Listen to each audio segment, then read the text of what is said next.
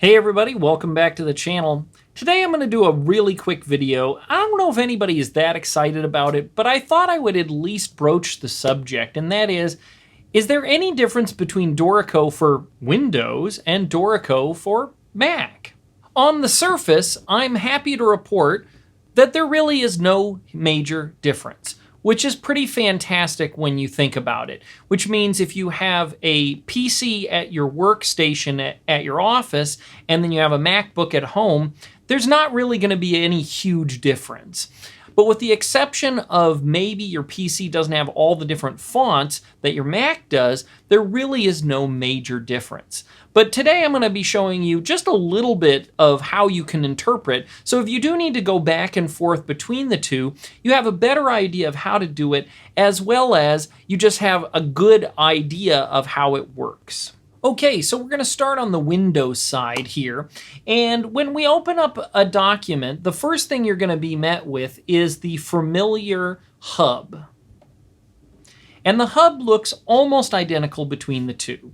You have your your recently opened documents. You have Create New, which looks surprisingly similar. You have the Learn tab, as well as the What's New. Now, as far as I can tell, the only actual difference here between the Mac version and the Windows version, as you can see side by side here, is that on the Windows version, every time Dorico opens a new window, it will duplicate the menu bar. So you have File, Edit, View, Play, all of these things that are on there, whereas on the Mac version, you can see that that's nowhere to be found.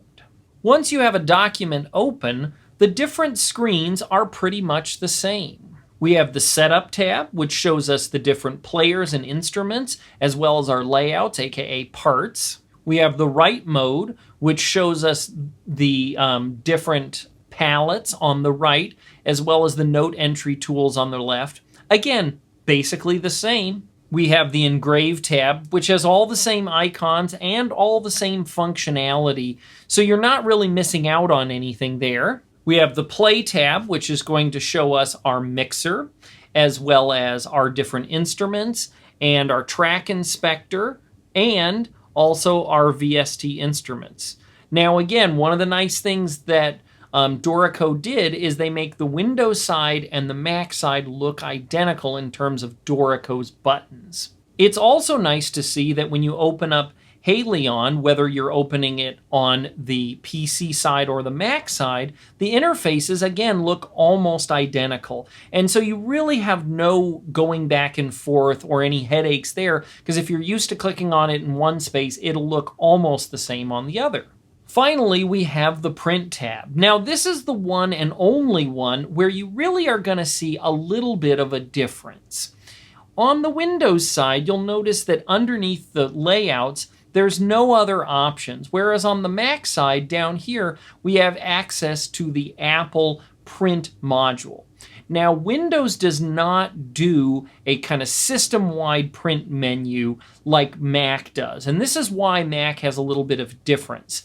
Now, there are some things that we can do on the Mac side that we can't exactly duplicate on the PC side if we use that dialog down there. One of the things is if you want to print just the odd pages of your score, you can actually use the Mac dialog window down there to print just odd-facing pages, because Mac OS will do that for you. Whereas on the PC side, we don't have access to that menu. But that's really more of an operating system difference and less of an actual Dorico difference. You can also see there is a page dialog down there. So on the Mac side, this page setup, this actually comes from the system itself, again, the operating system, and it allows us to assign paper to our printer. And so again, that's why you won't see that on the PC side, because that is a Mac OS thing, not necessarily a software thing. The printer menus look identical on both sides. You can see that you have the page width, you have the whole page, you have annotations, duplexing, you have all of the printer setup things that are on both programs. And so again, you're not really going to get confused. On the graphics side, it's basically the same, with the exception of the destinations folder looking a little bit different between the two different operating systems. Everything else is the same. You have the same file types you can save to. You have the same annotations, page setup. Everything is duplicated, so that's a huge plus. So you might be asking yourself, okay, where are the differences? There's got to be some. Fortunately, there's not that many. One of the big ones I do want to show you is the idea of the device setup. In Windows, if we go to the Edit menu and go down to the bottom, you'll see Device Setup, which is the drivers for your audio engine. And that could be your external audio interface or your built-in PC speakers.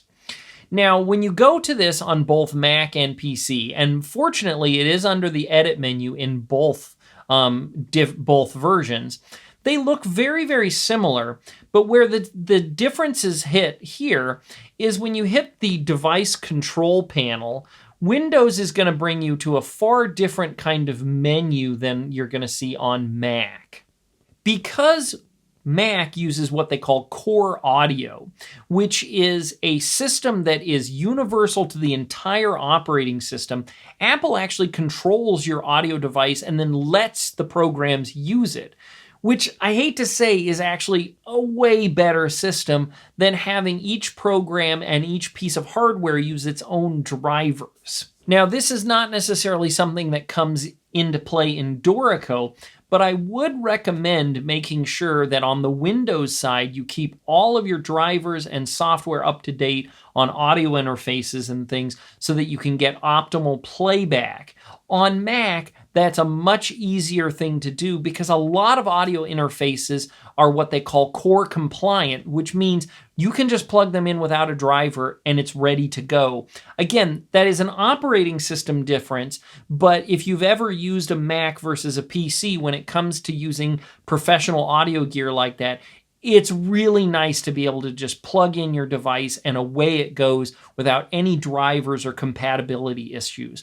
On the Windows side, you're going to have to do a little bit of research. I have helped a few people who've had to uninstall, reinstall to get the audio device working in Dorico. While we're in here, I do want to remind you, this is the spot in your software where you're going to choose the audio device. So for me, on my Mac, I have it plugged into my audio interface, whereas here on the PC, I'm just coming through the built-in speakers. But if I wanted to choose a different driver, say the audio interface, which I could do here that I've installed, I can choose that from the list, and I can also choose which output I'd like to use. Now again, I'm just using my laptop speakers on here, but on my Mac, you can see I have access to all the different outputs of my audio interface, as well as my sample rate.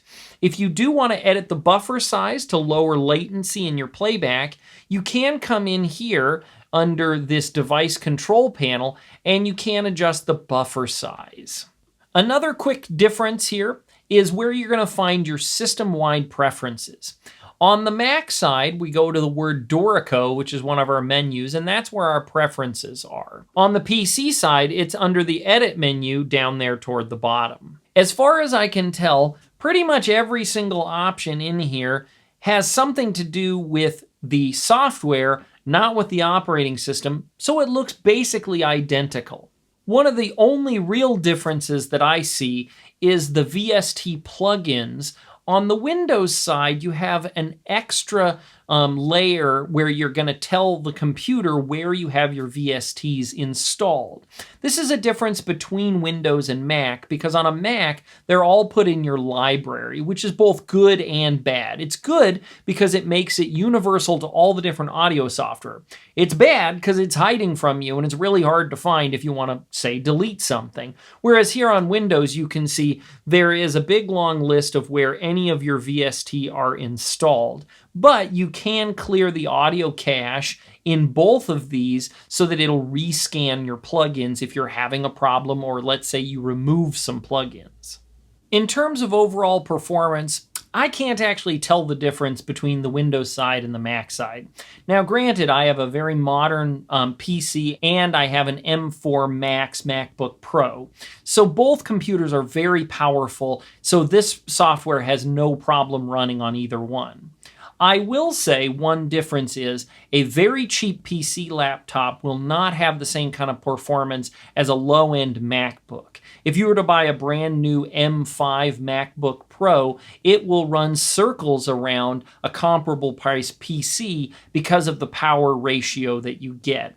Unfortunately, until you get up to a slightly higher price bracket in PCs, you will get a little less performance. So if anything, you're getting a better investment if you're buying a cheaper computer to get an inexpensive Mac that can kind of do a little bit of everything really well, whereas on a PC, you'd have to step it up just a little bit higher to get the kind of performance you want out of the software. If you do have a high-end computer on either side, again, you're never going to see the difference.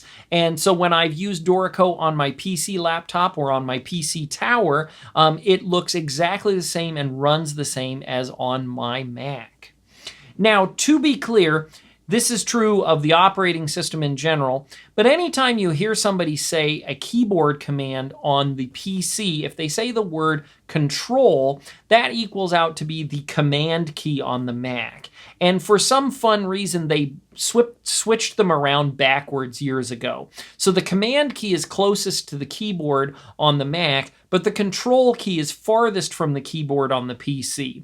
Who knows why they did it, but they did it. So if you ever hear it's Command P or Control P, that's the one that switches back and forth. The Alt key is the same as the Option key on the Mac. Now, Mac does have one extra key that the PC doesn't, which is the actual Control key, and so there are a few keyboard shortcuts that are different, and you'll just have to look those up if you're looking at the Mac version versus the PC version. But I've found that almost every one that I use, if it was Command 1 to get to setup, well, guess what? It's Control 1 on the PC, and so on and so forth. The number keys are the same, so a 6 is a quarter note on both systems, so that is equal, as well as the spacebar is play, P starts playback on the highlighted notes.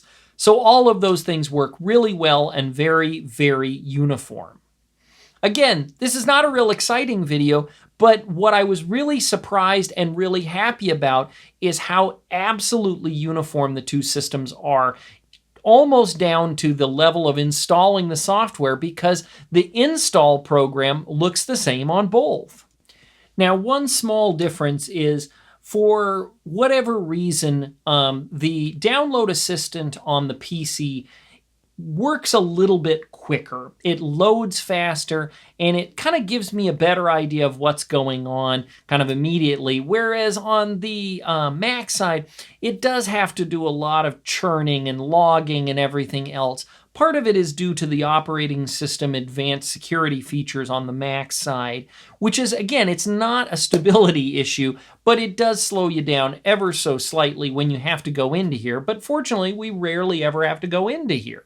One of the nice things, though, is the interface, again, looks identical. We can see all of our Steinberg products, and we can click on one simple button to install, which again is fantastic. So if you're used to using a Mac and you switch over to the PC or vice versa, this will look surprisingly similar. So hopefully you found this video useful. I know it wasn't terribly exciting, but I hadn't seen anyone actually compare the two of them together, so I at least wanted to share my initial thoughts. If you find anything you'd like to share, throw them down in the comments. It'd be lovely to get a lively discussion going on here. It used to be true that a Mac was so much better at audio and video and all this other stuff, but the two are getting so close together nowadays where it hardly matters, really. The only reason I own both, I'll be honest with you, is I'm a middle-aged computer gamer, and unfortunately for some reason, and I'm saying this to all the video game developers out there, my MacBook Pro has plenty of power to play your game if you would just let it port to the Mac OS. I don't need two different computers, but because of that, I do have to have two different systems. But at the end of the day, they work almost identically. If you're enjoying the content, please like and subscribe the videos. You can check out some of the different products that I use, both my PC setup, my Mac setup, Again, I have some affiliate links down there if you are interested in purchasing one of them. This has nothing to do with me advocating for one over the other. I do a lot of research into the gear that I personally buy and own. I get none of this for free from any of these companies, but this is the stuff that I choose to use. I think they're fantastic, and they really work very well for all the things that I do, both camera gear, audio gear, as well as my computers. Thanks so much for watching, and I'll catch you the next time.